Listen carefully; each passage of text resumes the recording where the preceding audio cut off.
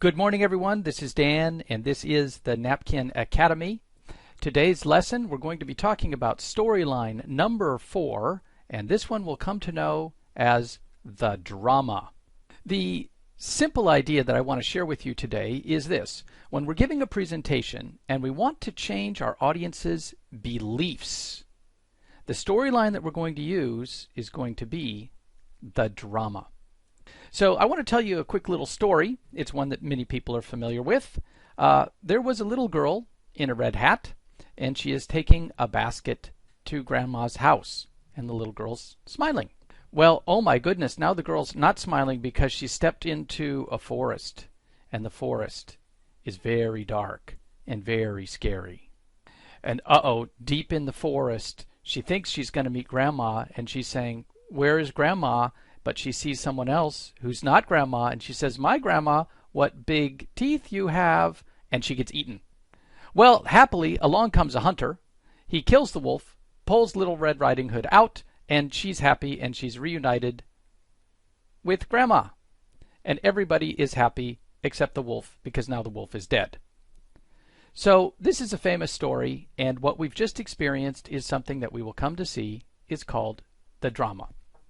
And as we'll also see, just about every single time we hear or see a drama, it's presented in a very predictable way. And here's what happens.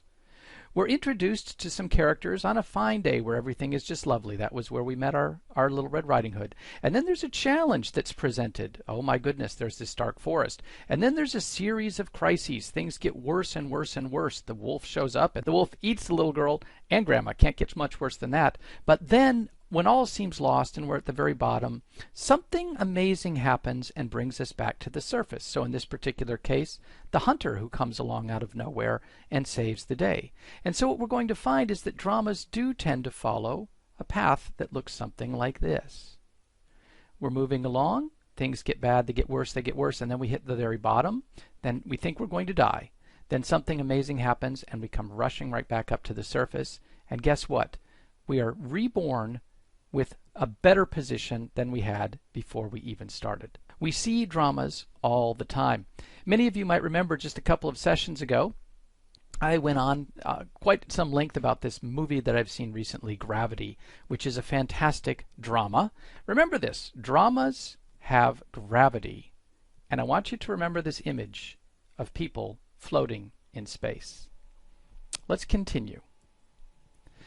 Quick review. What are we talking about here? When we want to make an extraordinary presentation, we need to do 3 things, of course. We need to tell the truth, we need to tell the truth with the story, and we're going to tell that story with pictures. Let's start with that idea of truth, and here's why. As we've gone through our previous 3 storylines, we started with the report that really focused on the data. And then we talked about the explanation that really gave us knowledge, something to sit in our head. And then we talked about the pitch that started to move the information in our head a little bit towards our heart. Well, now, as we talk about the drama, we're talking about things, truths that we feel and know in our heart, which are on the absolute top of the pyramid, the hardest to change and the things that we believe in the most. That's where we're going to be today. Rule number 2, of course, once we get to truth, we need to tell it through a story. And we know this. A good story always has a good storyline. It is not endless, it is not confusing, and it is not random. Storylines are the things that allow us to turn any presentation into something that's memorable and something that we can follow. And as we've agreed, there's only 4 basic storylines that are going to account for 90% of presentations. We've already been through the report, we've already been through the explanation, we've already been through the pitch. And now, as we look at the drama, what kinds of presentations will the drama enable us to make? I think a good example is something like a commencement address at a university. A TED Talk, for anybody who's familiar with the technology, entertainment, and design talks. They're almost always dramas. That's what pulls us into them. And a sermon, or something that's delivered in a church or a synagogue or a temple, anytime the story is going to be a drama. The 4 basic storylines, of course, again, the report just kind of lies there, gives us a little bit of information, hopefully somewhat lively. The explanation takes us from a certain level of ability up to a higher level of ability. The pitch, as we saw last time, takes us from a starting point and gets us over a common problem. And here's where the drama comes in now. We start with everything being fine, and as we saw with Little Red Riding Hood, something bad happens. We're going to go down into the depths of despair, and just at the moment when we think everything is over, a surprise is going to come and help drive us right out of there to a point where we're actually better, smarter than we were before. Why would we want to follow a drama? Because we remember that as presenters, there are really only 4 ways we can change our audience. We can change an audience's information. We did that with a report. We can change our audience's knowledge or ability. We did that with an explanation. We can change their actions. We did that last time with a pitch. But today, we want to change people's beliefs. People who used to think this about themselves or the world, we'd now like them to think this. They may have been cat people before. We'd like to turn them into dog people. We're going to change people's beliefs. We're going to use the Puma to do that. The Puma, of course, is our basic outline of any one of our storylines. The Puma, presentation's underlying messaging architecture. The architecture of any storyline starts with the head, which is the main idea, the spine, which is the main storyline, the legs, which are all our supporting material and anecdotes, and the tail, which gives one last swish, one last hook to pull us in. We know that there are 4 different Puma storylines. The report kind of laid there flat. The explanation was our Puma walking up the stairs. Last week, our pitch was the pouncing Puma jumping over that problem. And today, our last Puma. This is the Puma who's literally leaping, taking a leap of faith from one point to another, hoping that all is going to turn out well. This is the Puma story for today. Let's take a look at that leaping Puma. The drama shares our heartbreak, it shares our anguish, and ultimately it shares our triumph. We might say, first make me cry, then make me laugh. In a good drama, take me from my position of comfort into a place where I am broken, but then bring me back and let me exceed whatever I had before. That's how we change people's beliefs. The drama, it breaks our hearts, but then it mends them. And that's why a drama is so powerful. Let's think about this for a moment. Most presentations that we might see at conference keynotes, sermons that we talked about, our TED Talks, stories that are told around the campfire, are generally intended to change our audience's beliefs, to look at the world a little bit differently, to become better people, to have greater compassion or greater understanding. So the types of times when we're making a presentation and a drama is what we want to do is that perfect but very rare keynote conference, the one that makes us cry and then the one that makes us laugh, the one where at the end of the session we don't even want to leave the room. 90% of those TED Talks online, which you can watch on YouTube, take a look at them after you've watched today's session. You'll see how many of them are actually structured as dramas. A good spiritual revival, anytime we get a bunch of people together and say, let's be better people, we're going to do it through a drama. A heartfelt apology, the true mea culpa. I've done something for which I'm really sorry. I'll tell it to you as a drama, and you might be able to forgive me. And then the tale of our own personal journey. Our own journey through life is always going to have elements of the drama. And that's why this is such an important storyline for us to understand. The drama is ancient. The drama is an adventure, it's a myth, and it's a life lesson all rolled into one. It's all of us through strife and turmoil, managing to climb to the top of the summit, be able to reach the sun and say, I have won. I am a victor. I've accomplished what I wanted to do. The drama really is the grandmother of all presentations. Ancient Greek myths, let's think about those. The Hindu Upanishads, ancient African legends, stories from the Bible. All of these started as one story that one group of people presented to another group of people. And although all of these stories are different, they all have 2 things in common. They tell something that is believed to be a truth, and they tell it according to a classic structure, a structure we've already begun to look at. Now, I'm a big fan of this historian fellow named Joseph Campbell. We've talked in great length in some of our previous sessions when we were talking about stories. Joseph Campbell was a historian who read through all of those myths and Upanishads and through the Bibles and through all of these ancient stories from throughout world history and was able to identify that what was common among almost all of them was this thing that he called the hero's journey, and he mapped it out in a particular circle, and it goes like this. We start here, we make our way around the circle, and at point X, the hero ventures forth, and these are Joseph Campbell's own quotations. The hero ventures forth from the common world into a world of supernatural wonder. So something switches from the common world into this amazing new world.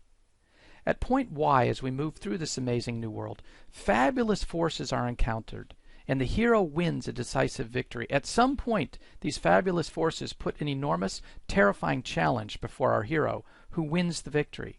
And then the victor, our hero, comes back in to the normal world, and the hero comes back to the common world, but now with a new power, a power that was learned through that victory that can then be bestowed upon all of that hero's colleagues back in the normal world.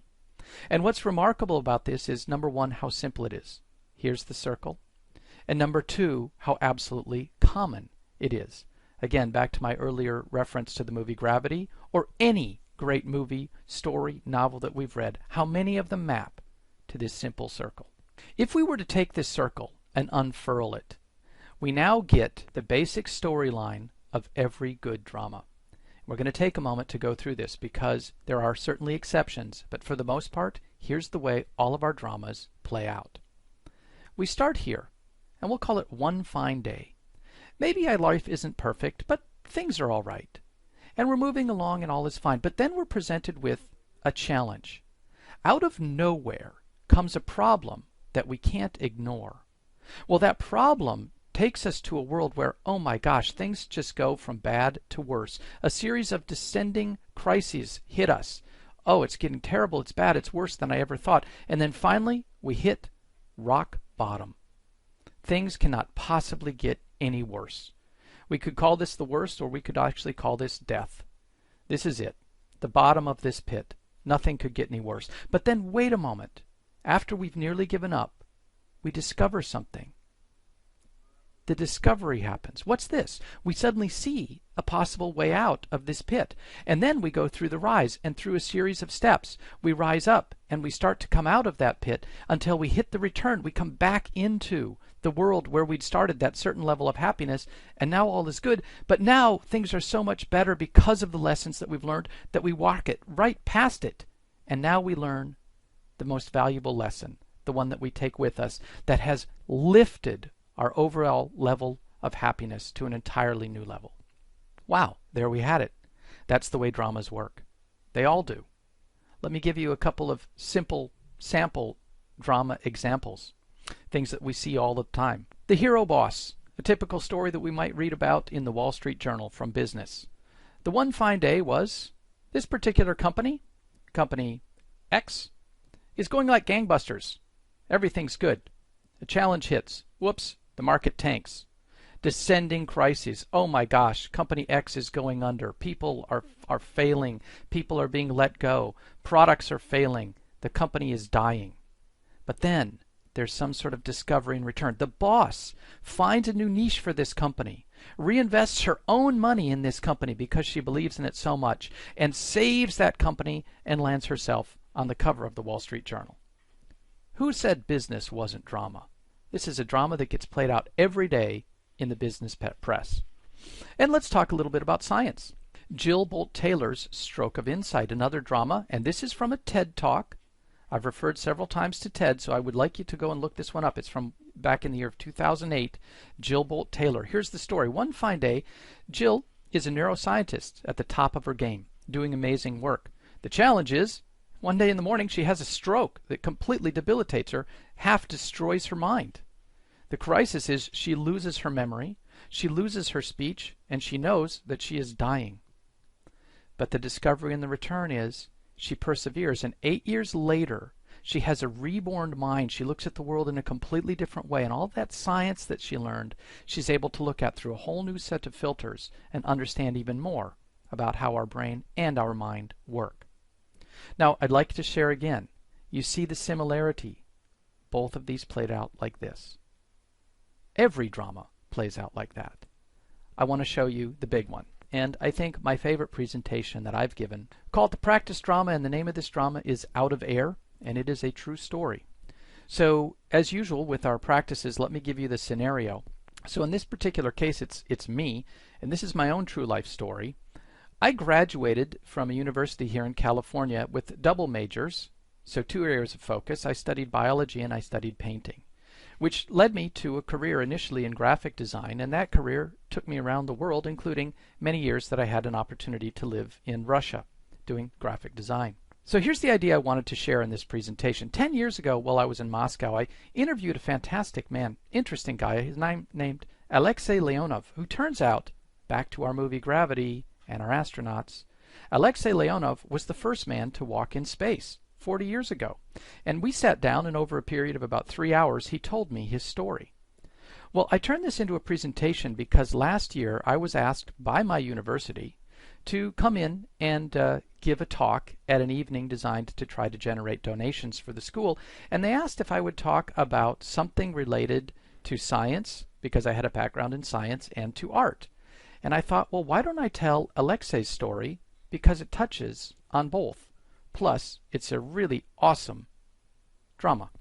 So join me now, take a deep breath, and close your eyes. Now open them, because here we go. I gave this presentation in an IMAX theater to a full seating. Talk about a stressful situation. First time in my life I'd ever seen PowerPoint presented on an IMAX theater, but boy was it spectacular. No better auditorium to be able to share a story of this scope. So here's the story. And as we've done before, I'm going to walk you through, I'm going to show you the slide that I showed as the presentation, and then I'm going to tell you the narration that I gave as I showed that slide. And then down here, we're going to monitor where we are in the drama story cycle. So we start out. Good evening. Ladies and gentlemen, a few years ago, I met the most interesting man while I was in Russia. Over the course of an afternoon, he told me an incredible story from 40 years ago. The story goes like this. This gentleman was trained initially as a scientist and a pilot, but he also loved to paint. So see where we are? We're in just the kind of the one fine day part of our drama. But painting for him was just a hobby, because he was Major Alexei Leonov, cosmonaut of the Soviet Union. And now we're going to present the challenge. Way back in March 18th of 1965, at the height of the space race, Alexei was selected for the most audacious and risky spaceflight ever attempted. You see, we've hit the challenge now. On the morning of March 18th, Alexei lifted off in his Voskhod rocket from the secret Baikonur Cosmodrome deep in the Soviet Union. This is the beginning of the challenge. And already we begin to get into a series of descending crises, so we're moving into this downward spiral now. As the rocket was taking off, with Major Pavel Belyaev as commander of the ship, Alexei had an incredible role ahead of him. He was supposed to walk in open space, conducting the first spacewalk in history, something that had never been done before. And as we continued to deepen the crisis, well, why would this be bad? Well, because the spaceship that Alexei was in was a reliable design, but it was already way obsolete by the time that he and Belyaev were flying it. And this spaceship had been jury-rigged with all kinds of things stuck on the outside to enable it barely to support this spacewalk. The moment of truth comes. So right here, the big challenge, the moment of truth. But the spacecraft worked. It got them into space 3 hours into the flight, gave his suit a final pressure check, and for the first time in history, a human stepped out into open space.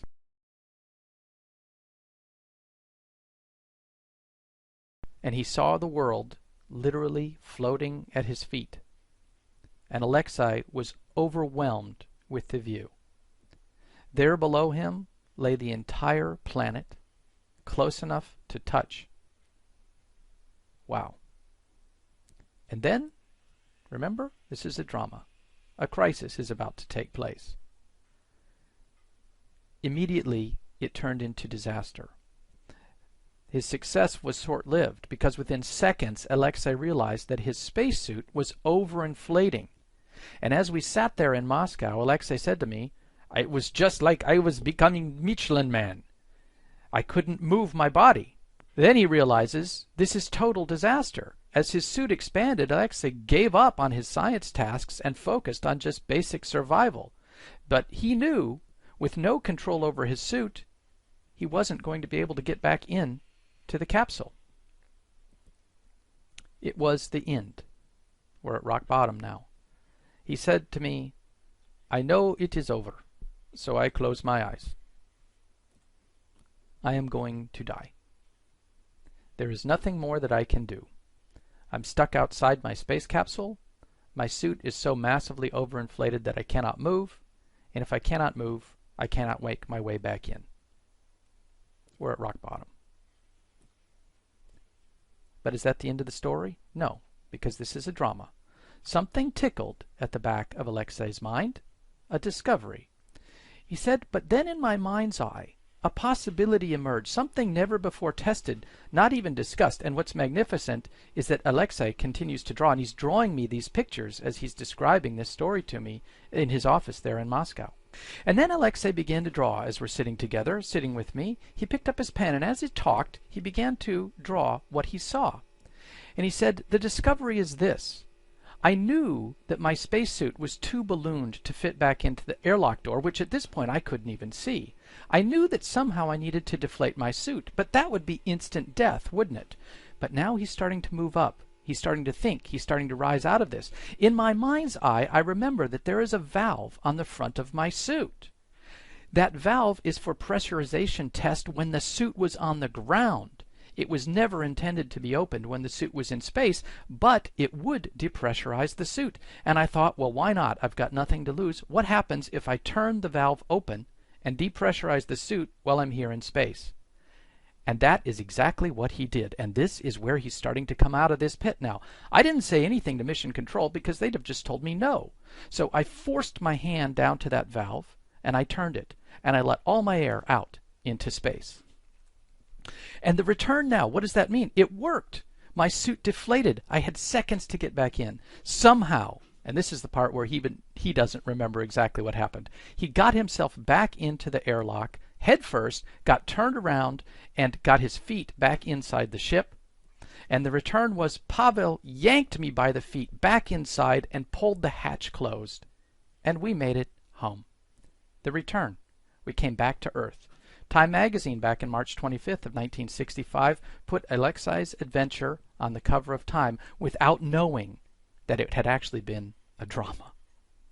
But that's not the end, because remember what the drama does is it takes us to something new. It takes us to a lesson that we now understand. And here was the lesson that Alexei shared with me. He said, "Dan, here's what I've learned. Daniel, don't ever give up. As long as you keep looking, you will always find a way." That's some lesson, isn't it? What you've just gone through with me is a drama in the form of a presentation. I think it's pretty moving. I love this story. I love the pictures. Here's the entire presentation. And of course you know where I'm going to go with this. Do you see bullet points? Do we see lists of data? We do not. We just see a series of pictures with simple series of ideas. And how do they map to our storyline? Well, here's exactly how they map back to that storyline. One fine day, we started with the beginning, the challenge, the series of descending crises. We hit rock bottom, I'm going to die. The discovery that kicks us out of rock bottom.